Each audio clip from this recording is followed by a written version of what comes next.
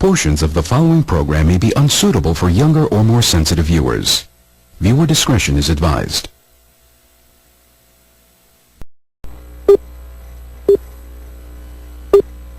Remember, the enemy has only images and illusions, behind which he hides his true motives. Destroy the image, and you will break the enemy.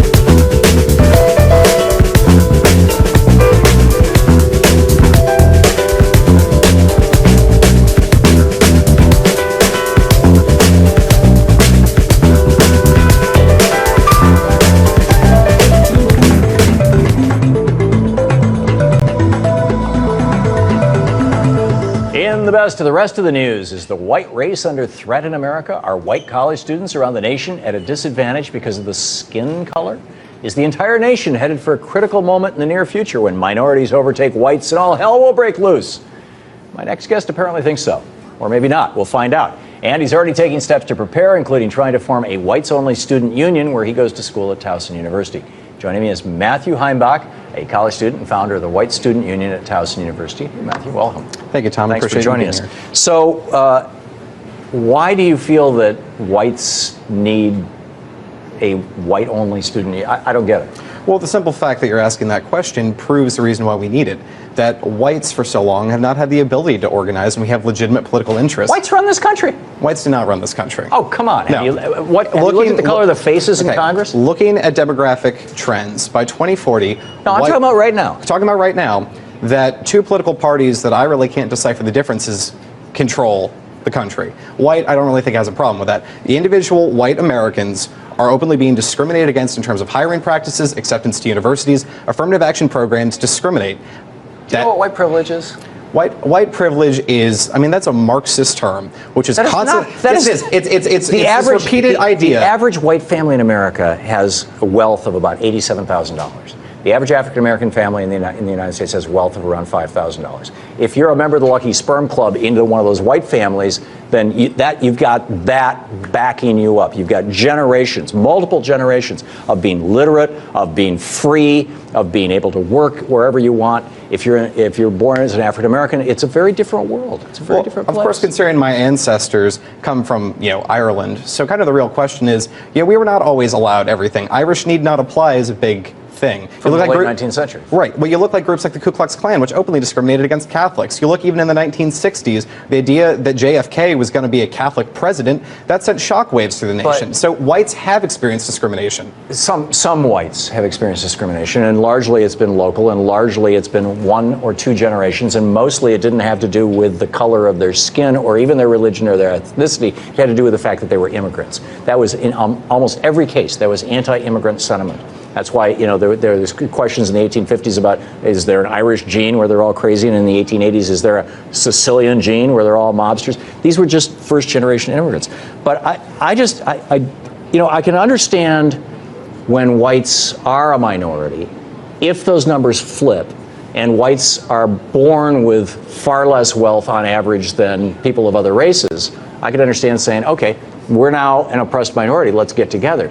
But, you know, us white guys run the world right now. See, but that's a false idea. The idea is simply because we're so far the majority. Look in terms of women. That there are feminist groups where, for instance, at Towson University, women make up 65% of the population. Just because they're a numerical majority, does that mean they shouldn't have the right to organize and express their best political interests? Women are still oppressed in the United States. Women still make less than men, still make, you know, 76 cents to the dollar for men. Looking in terms of white students, affirmative action in terms of getting accepted to the university level, that I could be more qualified as a candidate, you know, have higher SAT scores, have a higher GPA, have more extracurriculars, but in the name of diversity, I wouldn't be able to go to university and we bring in someone who is less qualified. You're arguing that it's a zero-sum game, and it's not, or at least it shouldn't be a zero-sum game. I would think that you should be out there arguing in favor of free college education for everyone like we had in the United States before Ronald Reagan's presidency. I mean, we're not talking about paying for college. I'm talking about simple acceptance and being able to be judged someone. I mean, Martin Luther King said very famously, judge someone on the content of their character, not the color of their skin. But you're doing all this based on the color of the skin. No, we're looking at, there's discrimination based on the color of our skin, where if I could be denied a job, a scholarship, or even being allowed to be into college because of the color of my skin, where I could be more qualified. Do you support secession in the southern states? I do support secession. So what are they going to do with the black people down there? Well, when we seceded originally in 1860 and 1861... You made them slaves. No. Well, in terms of, first of all, let's look at the slavery issue. That there were slaves in the North. You look at Ulysses S. Grant was a slaveholder after slaves were legally freed. So bringing up the South and bashing us over slavery, I mean, that's a red herring argument. But secondly, the idea of secession, I believe in self-determination for a people. That if a people want to be able to stand up for themselves and run their own government... Do you agree with Rand Paul that basically the non-discrimination laws are a violation of property rights? That if you own a store, you should be able to put a whites-only sign out front? Just as I believe someone who runs a black store should be able to put a blacks-only sign up. I believe that we should have freedom of association. That's the kind of country you want to live in? No, it's... Where there's open racial discrimination. The Constitution is the country I want to be able to live in, where the Constitution has slavery in it. No, the Constitution... Well, it doesn't anymore, but it did, if you're talking about the original Constitution. No, well, actually, it didn't. The only mention of slavery in the original Constitution... was that after 1808, there couldn't be any more importation and sale of slaves. Yes, but it wasn't enshrining slavery in our Constitution. But simply the 10th Amendment. A state has a right, because the people of the state have the ability to determine what they want to do in their own states. Do you think that most of the secessionists in the South are really thinking in terms of, let's have a white South? I think we're looking at simply having our South back, the ability for the Southern people to be able to run our own affairs. Matthew, I got it. We're flat out of time. I wish we had more. Thank you very much for coming by. Matthew Heimbach. Okay, Ray, here's the deal. I got a call from a friend of mine by the name of Bugsy Calhoun. He told me you're sitting on a little gold mine here. Now, don't get me wrong. I know there's always going to be after-hour places. And we pretty much leave them alone when the money's not that significant, but you guys are doing about $10,000, $15,000 a week. I mean, that's a lot of money. And to be perfectly honest, Mr. Calhoun and myself want some of it. How much money are you talking about, you maggot motherfucker? Well, you guys are doing $15,000 a week. Let's say our cut is $10,000. You're robbing us, you son of a bitch. No. You're robbing the system, Ray. What do you want, sympathy from me? You're criminals, for Christ's sake. I think it's a pretty fair deal. I wanted more. But Bugsy said it was fair. I mean, he's a real softy, Bugsy. I mean, if it was up to me, I'd give you jigs just enough money to function. So when I see you guys with the fancy suits and cars and nice houses, and I'm living in a fucking hovel!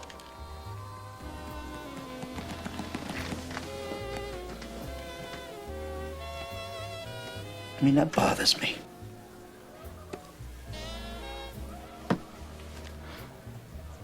So what do you say, Ray? We got a deal or what? Look around you, man. They own this shit.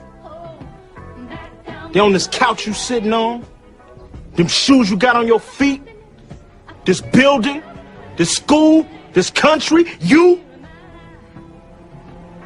We're behind enemy lines, dawg. One beat down and never compare to 439 years of captivity. Never. President Trump coming to Chicago. See, you told Rahm Emanuel, clean it up, or I will. And you threatened my young brothers. Let me tell you something. My brothers are in bad shape. And we do have some breaking news from overnight. 2 people are dead, another wounded after a shooting in Chicago's Woodlawn neighborhood. Police say that just before 1 o'clock this morning, a 20-year-old man was shot in the face and torso. A 37-year-old man shot in the chest. Both died at the scene in the 6500 block of South Drexel. A woman was rushed to the hospital with a graze wound to the thigh. In less than 2 full months, Chicago's homicide rate has already topped 100 people killed. Heartbreak, too, for Chicago families saying goodbye to children killed by gun violence. A funeral for 11-year-old Takaya Holmes will be held today. Last night, mourners remembered 12-year-old Kanari Gentry Bowers. The 2 girls were killed just minutes apart, both by bullets not meant for them. Mayor Rahm Emanuel spoke at Kanari's memorial service. But I'm not speaking as a mayor. I'm speaking as a father of 3 children. This is not right. This is not right. No father, no mother should bury a child. And Kanari's killer is still on the loose, too. A $6,000 reward is now being offered for information leading to an arrest. 3 people now face first-degree murder charges for killing a 2-year-old boy. Police say these 3 men all played a role in the Valentine's Day shooting of Levante White. The men were apparently after the boy's uncle, who was also killed. Police say that 26-year-old Lazarus Collins was a known gang member. Collins' pregnant girlfriend was also hurt in the shooting. And I have warned all of you. I told you that the army was coming. I told you to get your act together and clean up your act, because they're coming with a mind to slaughter us. Have I said it? President Trump, the White House interview with David Muir continues. Mr. Trump, let's talk about many of the things that have happened this week. Chicago, last night you tweeted about the murder rate in Chicago, saying, if Chicago doesn't fix the horrible carnage going on, I will send in the feds. Right. You will send in the feds. What do you mean by that? Carnage. You know, in my speech, I got tremendous from certain people, the word carnage. It is carnage. It's horrible carnage. This is, Afghanistan is not like what's happening in Chicago. People are being shot left and right. Thousands of people over a short period of time. This year, which has just started, is worse than last year, which was a catastrophe. They're not doing the job. Now, if they want help, I would love to help them. I will send in what we have to send in. Maybe they're not going to have to be so politically correct. Maybe they're being overly political correct. Maybe there's something going on. But you can't have those killings going on in Chicago. Chicago is like a war zone. Chicago is worse than some of the people that you report and some of the places that you report about every night. So I will in the Middle East. You mentioned federal assistance. There's federal assistance and then there's sending in the feds. I'm just curious, will you take action on your own? I want them to fix the problem. You can't have thousands of people being shot in a city, in a country that I happen to be president of. Maybe it's okay if somebody else is president. I want them to fix the problem. They have a problem that's very easily fixable. They're going to have to get tougher and stronger and smarter, but they got to fix the problem. I don't want to have thousands of people shot in a city where essentially I'm the president. I love Chicago. I know Chicago. And Chicago is a great city, can be a great city. It can't be a great city if people are shot walking down the street for a loaf of bread. It can't be a great city. And if they are unable to fix it, that's when you would Well, so far they have been unable. It's been going on for years. And I wasn't president. What's going on? So all I'm saying is to the mayor, who came up to my office recently, I say you have to smarten up and you have to toughen up, because you can't let that happen. That's a war zone. This is a warning. I want them to straighten out the problem. It's a big problem. Not just for a year, but for 3 decades. I have been warning you about the government of America planning a war, not only with a Muslim overseas, but with black people and the nation of Islam in America. Have I not done that? We need to have a fight in the Republican Party for the soul of the conservative movement. I agree with you. On his radio show, Bannon shared a worldview that mirrors what President Trump said on the campaign trail and now in office. To be brutally frank, I mean, Christianity is dying in Europe and Islam's on the rise. Here's Bannon talking about Muslim immigrants in Europe. These are not Jeffersonian Democrats. These are not people with thousands of years of understanding democracy in their DNA coming up here. It's apparent that he views the world as in some type of civilizational conflict in which the Judeo-Christian West and other forces are competing for resources. Don't believe the mainstream media. Don't believe the establishment. Do not believe the permanent political class. We are on the right side of history. The core of President Trump's travel ban is being called into question. Analysts now claim that people from the 7 majority Muslim nations targeted in the ban are unlikely to pose a terror threat to the United States. Now, that is according to a Department of Homeland Security report. The Trump administration is using terrorism as the key reasoning behind a new executive order on immigration and refugees. It was also a main factor in the old travel ban that's now blocked by the courts. So Homeland Security says that the report is still being reviewed. That's exactly what I hear. What Yamiche just said is what I hear from all the Trump supporters that I talk to who were Trump voters and are still Trump supporters. They go, yeah, you guys are going crazy. He's doing, what are you so surprised about? He's doing exactly what he said he's going to do. Well, and I think that the dangerous, edges here are that he's trying to undermine the media, trying to make up his own facts. And it could be that while unemployment and the economy worsens, he could have undermined the messaging so much that he can actually control exactly what people think. And that is our job. Yeah.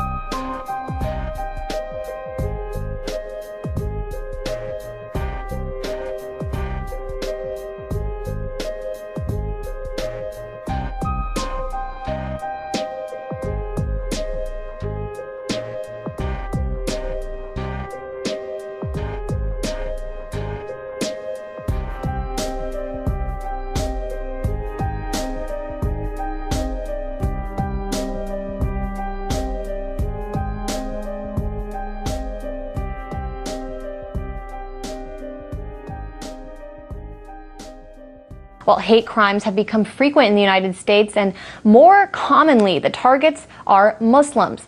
That's in a country where Islam remains the fastest growing religion. So how do Muslims, especially those who made a conscious choice to convert, feeling nowadays with Islamophobia on the rise? In the third and final part of his Muslims in America series, RT's Alexei Yarshevsky spent a day with a white American Muslim convert. To some, Islam is the root of all problems. Not all Muslims are terrorists, but all terrorists are Muslim. White Americans are the biggest terror threat in the United States, according to a study by the New America Foundation. The Washington-based research organization did a review of terror attacks on U.S. soil since September 11, 2001, and found that most of them were carried out by radical anti-government groups or white supremacists. Almost twice as many people have died in attacks by right-wing groups in America than have died in attacks by Muslim extremists.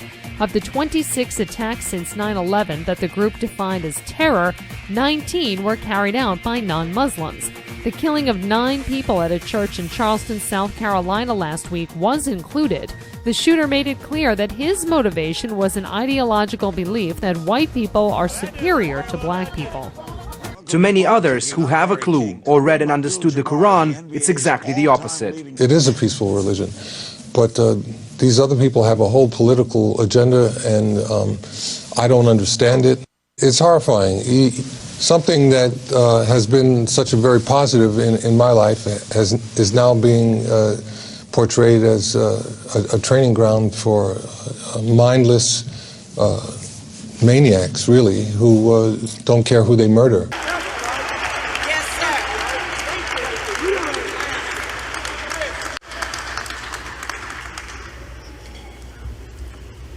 Now, Mr. Trump, you can come, and you can bring your army. The U.S. Army has chosen Sig Sauer to produce the service's next pistol. According to the Army, a new modular handgun will replace the Beretta M9 pistol. The Beretta M9 has been in service for 3 decades among the armed services. The Army's effort to replace the aging M9 was an extensive 10-year process. However, the new SIG has been thoroughly tested and is expected to be issued sometime in 2017. The Army's model is likely based on Sig Sauer's P320 pistol, with modifications that are not being made public.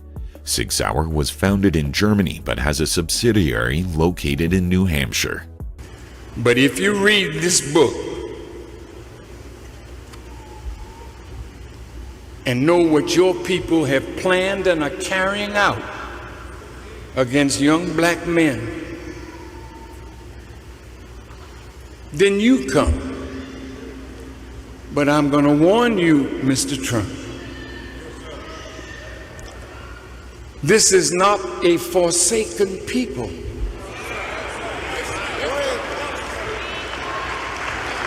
And the God that we serve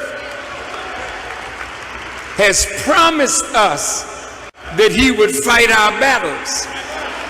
We don't have no gun to equal yours, but we got a God.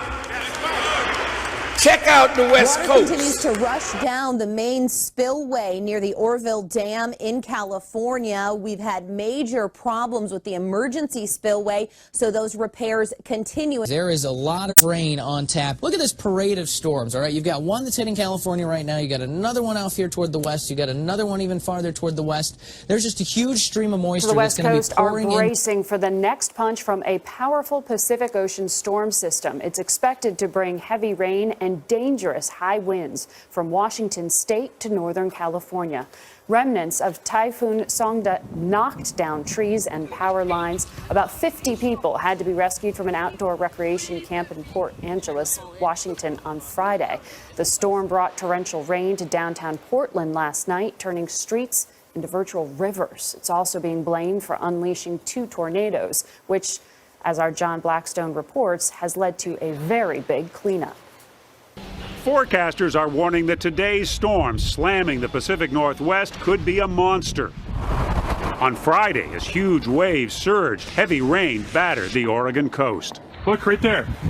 Oh my gosh! A tornado surprised residents of the beachfront community of Manzanita. It's been nearly 20 years since one touched down there. Many shared it on social media. That transformer just blew. Dude, that's a straight up tornado. Some businesses and homes were damaged in the small town, 90 miles west of Portland. This used to be a beautiful place, like living in the forest, and we looked out the window after it was over, and I don't recognize it. All the trees are gone.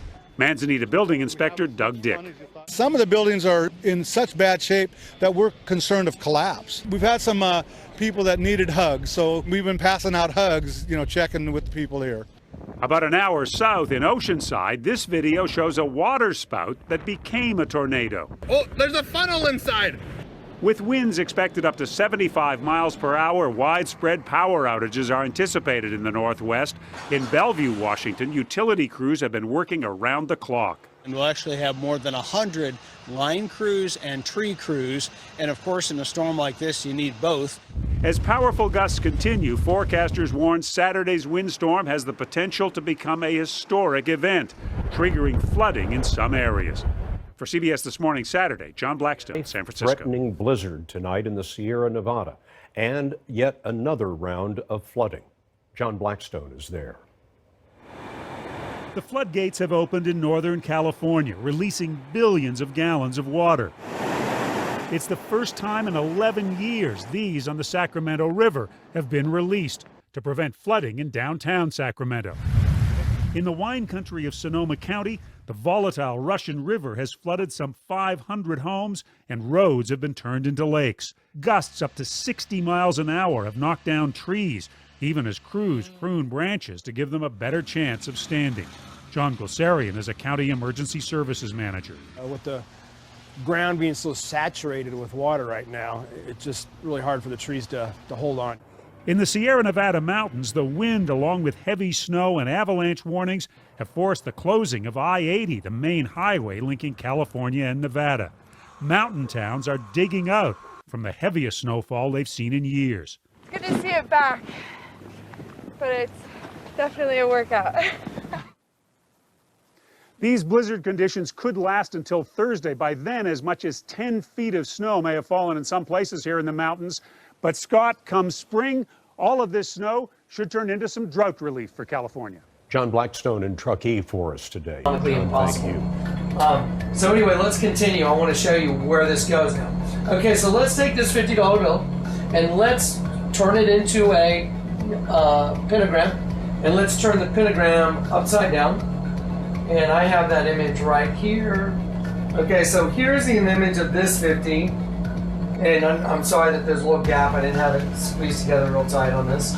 But here is the water containment made by those two lines. Now, this is the other $50 bill.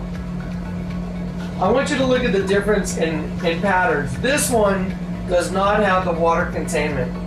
Let me show you. I'll do it with the arrow. You see the water containment made right there? That was produced by the two lines that surround the oval. That makes this water containment across the top of the Hoover Dam. Now let's go over to the other one. It is missing. Now let's change the magnification. By the way, this is water flowing over the dam. Look at under the exact same magnification. This one has this image, and this one has this. Looks okay, but let's change the magnification. Let's do this. This still looks like water flowing. Wow, there's that scalar attack. And let's look right here. That still shows water. See it? Coming here and coming here. Look at the direction of all the lines. They're all moving in the direction water would be moving over a dam. Wow, but why doesn't this one have the same thing? This is part of the green area I showed you. I'm going to show you again. I'm going to do this. This is important. I'll do it right here. Remember the green area right here? See that green area? That's up against the edge of the vertical side of the dam? There it is. It's the same here. See it? Why is this green area and this green area under magnification? Why does this one have all these lines that are unidirectional? Because it was done with intent. The artist that produced these had to do it with intent, so it produces this. Now let's watch the scalar attack on this image. There you go. There it is. Now here's the thing. Every time you look at this image, look how it stays looking like water.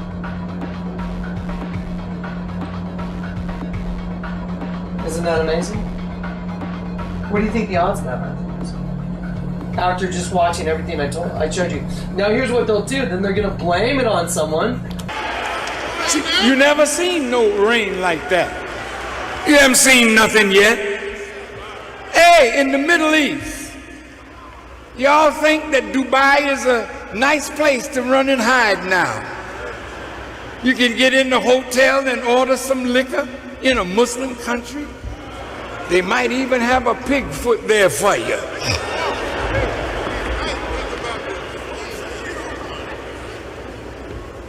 But they woke up one morning a week or so ago in Dubai with 10 inches or 10 centimeters of snow on the ground in the desert. Don't you ever think that you can go somewhere and God can't get to you when He wants to make an example of you.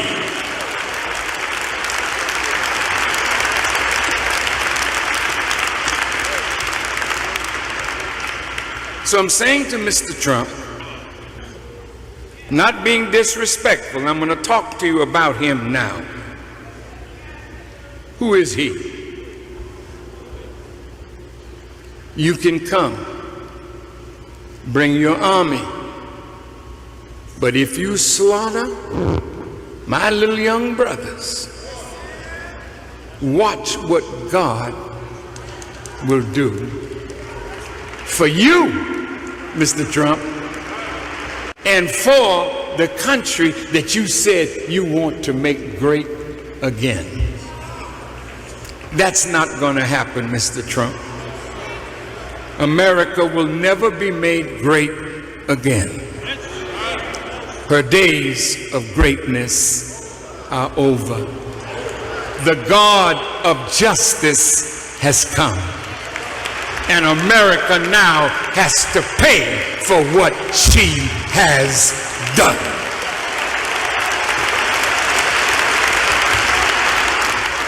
Now the main factor in tomorrow's battle is the terrain. So look at the map, study it, remember it. Father, why don't we just go out there and slaughter them? You spoke, Pippin.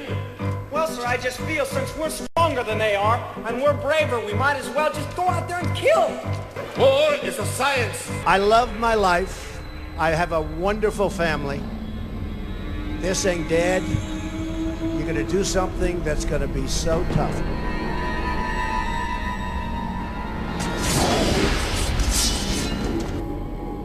We will no longer surrender this country or its people to the false song of globalism. No American citizen will ever again feel that their needs come second to the citizens of a foreign country. Good luck with that. We're going to win. We're going to win it for the people. We're going to win it for our country. We're going to make America great again.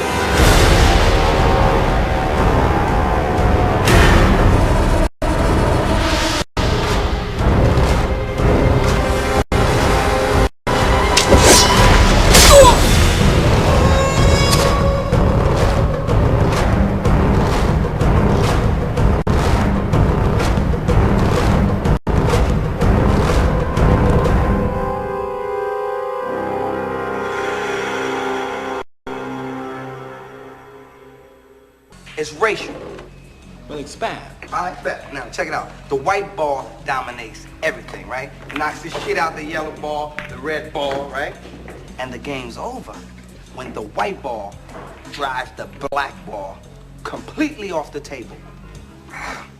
Now, why is that? I don't know, but I'm sure you tell me, my brother. Sure, you're right. Look, it's because of the white man's fear of the sexual potency of black balls. Shut the fuck up. No, but this is good. I mean, this is really good. I mean, this is good shit to know. I know your weakness.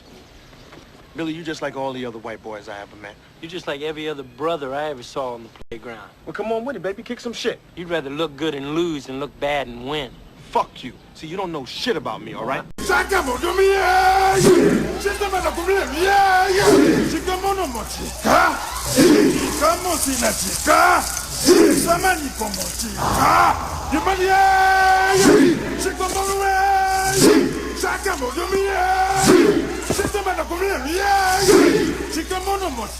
They haven't moved.